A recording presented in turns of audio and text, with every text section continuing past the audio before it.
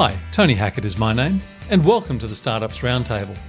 With coaching and mentoring being such crucial elements of a startup support structure, it was great to have Aggie Pulfer join me.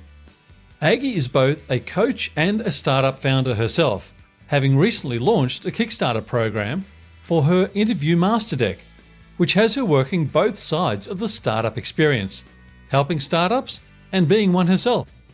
Her intersection of experiences sets us up for a great discussion. So let's get to it and meet Aggie. I'm a creator of the Interview Master Deck on Kickstarter. I am a professional coach for a few good years already. And I've also been recently laid off from my usual jobs. And that's where the Kickstarter actually was born, to ensure that I am addressing some need that I've seen with my coaching clients. And that's why we are here today, to talk a little bit more how it happened and what is meant to do, what that product is actually meant to do in the world. Does it make sense? Aggie, it does. And so let's take that in a couple of different parts. Let's first of all understand what the actual Kickstarter program you've got going right now, and take us a little bit deeper into the Interview Master Deck, and then we'll talk about the process of how you got to where you are now. Oh, yes, absolutely. So when it comes to the Interview Master Deck, it's a set of deck cards that everyone can actually take out and play and start recording themselves and prepare for the interviews, as many people will do most likely after the lockdowns in many various different places on Earth. And as well, what it helps to do, it helps focus on the interview process itself. I don't know if you've ever tried to prepare for something online and so on. You always wandered into weird places on the internet, and before you realized, you were 3 hours into watching some weird videos that you even didn't think that you would come across. And I want to take out this distraction. And as well, I want to take out the distraction of the phone, if possible, unless you're recording with your phone, of course. When you start doing something on your phone, you also go and check your Facebook, you also go and check your emails, and then before you realize, you've spent already 40 minutes doing something else than you meant. Instead of preparing for the interview, you wandered into different places again. So that's where those old style, because the idea of cards, a set of cards, is not new. It's been out there. And they're being used, like in coaching. I have great values cards. I have great emotional intelligence cards. I have lots of different cards. But this master deck is basically for a pure and sole purpose for a person to start practicing. We are starting from the basic interview questions, but we obviously have different ideas in mind for the future and how to scale it. But when it comes to like general preparation, this is the place to go, and it's gonna be pretty inexpensive as well. Yeah, it certainly caught my attention when I saw it on Kickstarter. And as you're aware, there are a lot of projects on Kickstarter. But for those very reasons that you just explained, it jumped off the page, and it made me think about where we are now. So many people who have been laid off and not in work, and even if they weren't, being able to have that very structured way to remotely coach themselves to be able to turn up with their best selves to an interview. I thought it was a wonderful way that you've packaged it. It also made me think about how in a startup world, some startups start working at it like 2 years before and start to work up to going live as such. Yours sort of started in the moment, and that is a process I'd love to hear about, how you went from that moment where in March you decided to get this out and to go live for funding. Could you take me through the thought process, and also that moment where you decided to go from I've got this really good idea to actually creating the product, which is the Interview Master Deck? Sure. So the idea for creating something extra on the top of the career and business and personal coaching that I offer was in my mind for a bit. But in January, I had a conversation with Jacob Morris, and he was like, "Yeah, you should totally do it." But then I started a new job as a training and development leader. So I was like, okay, I'm kind of parking this. And then in a month, that job was gone. I was like, okay, so I have this idea.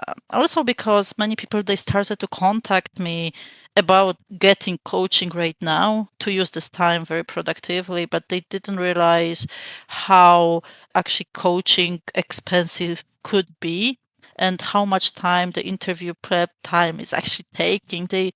Usually we all think that it's like, oh, I just hear a question and we just answer and that will be okay, right? But sometimes starting even the conversation, tell me about yourself, can take an hour. And that's something that I always highlight to my coaching clients, that takes more time than you think. And the interview master deck, it helps people to coach themselves. It helps people to first, if you want to write down your answers, that's great, but don't script them, because if you forget during the interview, you will actually face this massive block. Oh my God, I don't remember. I would rather have you improvise and actually go with the flow and feel comfortable in your own skin and be your best self. How do you think about people needing to do this now in the remote world? As you and I are able to see each other, other sides of the world, having this conversation, what are the subtle differences people need to recognize in preparing for interviews now? I do believe that many interviews nowadays are, and I help a few clients to prepare for these interviews on Zoom, right, or any other Google Meet online. But what people do not realize, that the body language still comes across. And the low self-confidence and low self-esteem still comes across. And while you might not be traveling to the location of the interviewer, you are still meeting the person who will read and who will assess your ability, whether you can do the job or not. And for years, I've been working in more IT technical industries, which are famous for not necessarily having the confidence and being able to articulate what they can do the best to the general public. And that's where we start. We always start the interview process with someone who is non-tech. And that person might not necessarily follow us. We might be brilliant. And, I worked with brilliant minds. They are absolutely amazing. But when it comes to talking about their weaknesses, they go blank. So that's where I want to actually people from the engineering, accounting, finance, IT feel comfortable. It's as that conversation, it needs to flow naturally to get to the next stage in the interview, or to even land a job for the money that you deserve to be paid. It's a fantastic way of putting it. And so you and I have that commonality of having worked, and I still work in the tech industries. And you're right, just as you, I've worked with some super brilliant people, and their ability to execute on their role, best in class. Their ability to talk about themselves, worst in class. And it's trying to actually bridge that gap for them. That's wonderful. Exactly. And, even for me, for myself, I've been always a very comfortable person to talk about what I'm doing and how I'm doing things. And I'm very open and honest about like life or that I'm having and I created for myself. But lots of my friends, they just like, I know, they are dreading interviews. And also as a business owner, I do face a lot of rejections. So for me, it's like, it's fine. But some people, they still need to overcome that barrier first. So there are many, many steps for job seekers or career changers or people who just basically want to present themselves, that you need to feel comfortable with a simple questions like, tell me about yourself. How do you deal with difficult people? What's your weakness? What's important to you? How much do you want to earn? And many people, they really cringe when they hear these questions.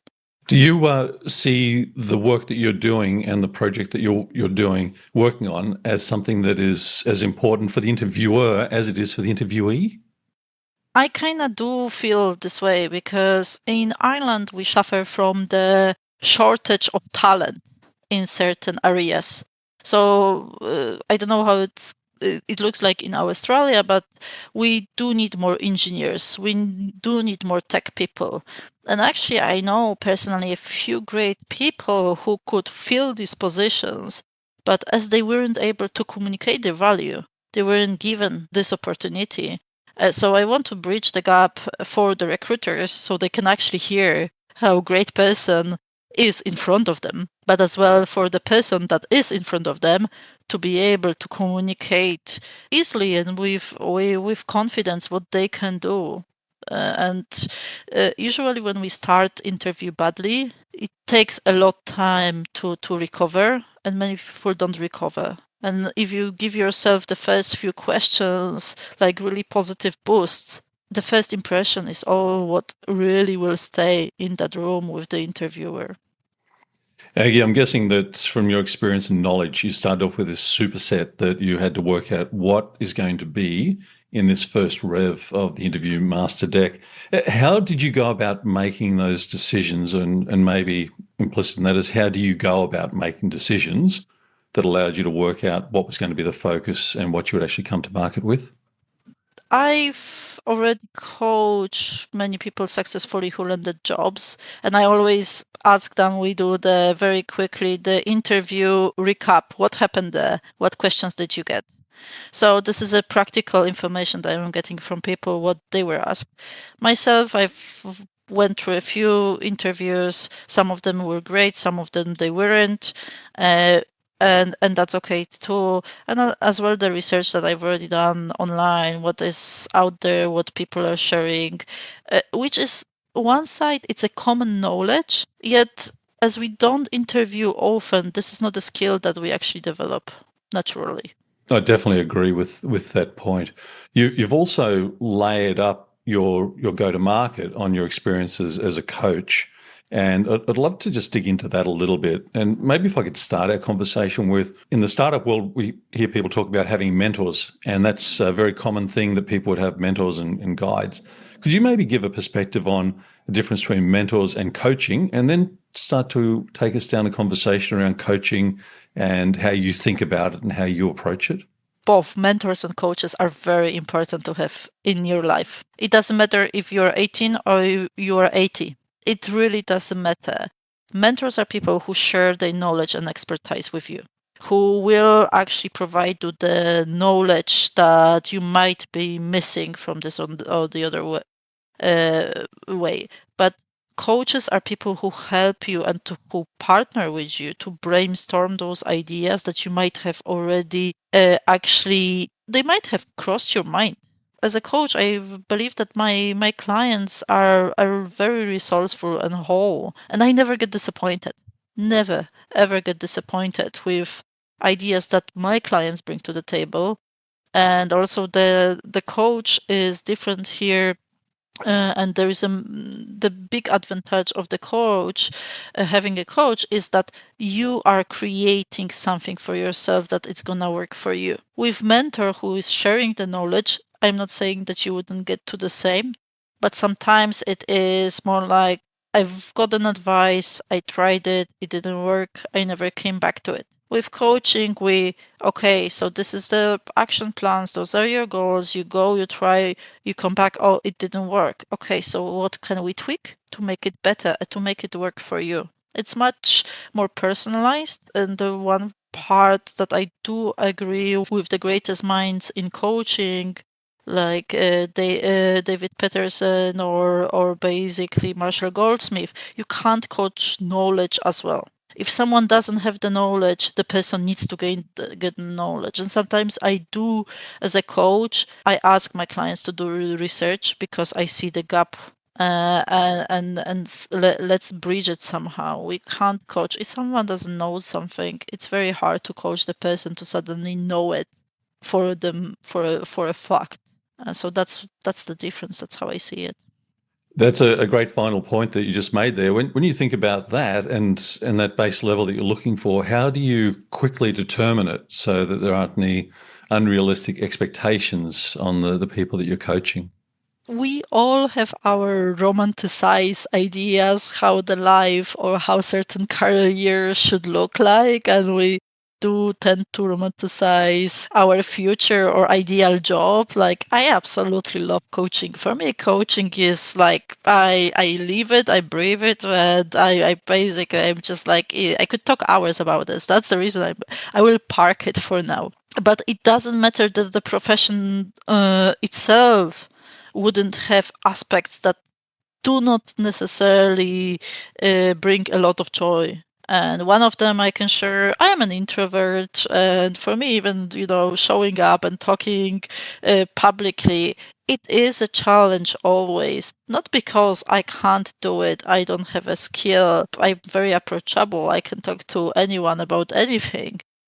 But just because the way how I am, I imagine my profession as a coach as someone who will be always behind a client. And I never thought that I will be that salesperson, that PR person, that, anything else that comes is like I am the face of this business. And even on Kickstarter, if you would ask me 5 years ago, oh yeah, that will be your picture and your phone number and your email and people will contact you. No, absolutely not. But through actually coaching and mentoring over those 5 years, I grew up that's like, this is a serious project. It might be super simple, but it's meant to help thousands of people in the long term. It's meant to make a difference. And if I won't show up as a person that is not only qualified, but loves what she does and believes with my full heart into what I'm doing and just like how I'm doing things, then people will not trust it and people will not back it up. So that's how I view it, and that's how I see the personal growth as a startup and a business owner. Back to the Kickstarter program in a moment, but I just want to ask a question around the coaching and where it is now and where you're seeing it evolve to. And I know that you're not just a coach because you woke up one morning and decided to be that. You've got professional qualifications and accreditations. Where does this massive move to online, as we're doing now, accelerate some change that you think needed to happen or was about to happen in coaching? So I've been coaching online for quite some time, and my clients are very much multinational, multicultural, and there are no time zones really for me. If someone wants to meet me at day 6 a.m. and my 9 p.m., no problem. There is absolute. If I have a client who wants to have a coaching at 2 a.m., I will organize my day around this, so I am fresh and we are ready to rock, and that's absolutely fine. Other coaches, they weren't quite there. There was a lot of uncertainty, and I could see how big difference it makes even to me to see the comparison. I've worked in multinational environments, so it's kind of easy, and I thrive. I'm busy. The startup is busy. The interview master deck gets lots of feedback, positive feedback, and you are getting people involved from India, from China, from Australia, from US, and everyone is like, cheering you up, and they really want to see this coming, and they can't wait, and they send you positive messages. So you see there's so much great energy out there. And if you're open, if you want to spend a little bit of time, and obviously work, I had to work for everything that I have in my life. There was nothing was given. And when you look around on the successful startups and the companies, the founders, the CEOs and directors, they always have to work, and they always have to, invest a lot of their personal time, money, energy, and just be there and show up. That's basically what I'm doing. I couldn't agree more with you about your point around the energy. This podcast started out of the work and opportunity I was given through my current employer to work with our startup accelerator. And you couldn't meet and work with the startups and work on their go-to-market with them without feeling better about the universe and feeling more energized. And in fact, my experience was it actually changed my level of commitment, because you needed to work at startup speed. Had nothing to do with where your business card said you were from. You're either part of that lane in the highway or you need to step aside, because there is an energy and a drive and a joy, I think, that is associated with it as well. So I couldn't agree more with you. I'd love to get your thoughts as somebody who's taken a project to Kickstarter and you're in the middle of it right now. If someone was listening to the podcast and they were in that point you were a few months ago, what would be the things that aren't in the handbook that you would say, I thought it was going to be like this, and here's how I was surprised, And if I was going to do it again, here's the bump in the road that maybe I'd avoid to actually accelerate getting to market through Kickstarter? With me, it's a little bit tricky because once you start working, as I am working as a coach for very successful people, you do realize that you ought to have a clarity. And many people, they don't actually even complete or they don't get enough funding through Kickstarter or other places because they can't communicate that message clearly. And it's very similar to the interview process, to be honest with you. Very similar. I would say exactly the same. If you don't know who you are and why you are doing things that you are doing, you won't be successful on Kickstarter. Because if you can't actually articulate that value, what are you going to do? It's not going to work. So for me, it was slightly different because that was an idea in my mind that I already clarified. I already knew why I'm doing this. And Kickstarter was very easy, very, very easy for me. I knew what I can expect. I got a mentor in Jacob who shared his experience with me. I got two great books on Kickstarter, how to run a successful campaign. There was no revolution in there. And we are only 20 days in the project as of today, and we are already 80% funded. And I do believe that it's only a matter of 10 days that we'll be halfway and we'll go over the budget. The next part is when sometimes, because I'm backing people as well in different places, I love to give back to the community. So that's a big thing for me. And when I go through many, many projects on Kickstarter, I see not only the lack of clarity, but as well the aesthetics are not there. The design is not there. And I had a great graphic designer who just simply gets me. She just simply gets me. She knows that like nothing fussy, nothing too busy, no flowers whatsoever. This is not me. I am a brain person. I am an analytical person. I crisp, clear, to the point. This is what I want. And she comes back with a wonderful project and people love it. My audience loves it. Yes, there would be people who would prefer something different. That's okay. But that's not the point. It's just a matter how do you, it's like, this is an idea that I'm having. I know that the idea is simple enough to work. And throughout my career, whenever I was a department manager or whether I was a customer service rep and so on, I always had that it must be simple and clear for the second person to understand it. And easier it is for the second person to get it, then better results they will get. And that's how I view generally life. That's a fantastic summary. And the thing that I would give as my feedback is and like you, I spend some time on Kickstarter and I invest in different projects that catch my attention. When I saw yours, immediate clarity and just rapidly, I could see, right, that's what the interview master deck is about. It was just so clear.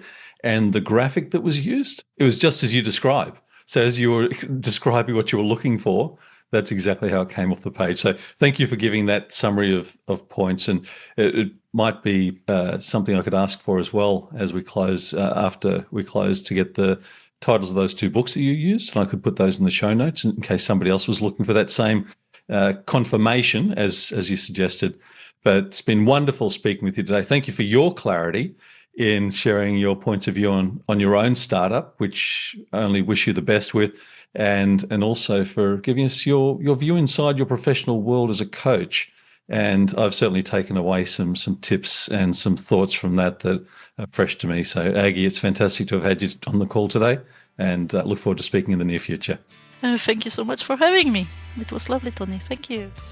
What a great range of insight and knowledge shared by Aggie today. I hope you enjoyed the conversation as much as I did, and thanks for listening. Feedback is always welcome, and bye for now.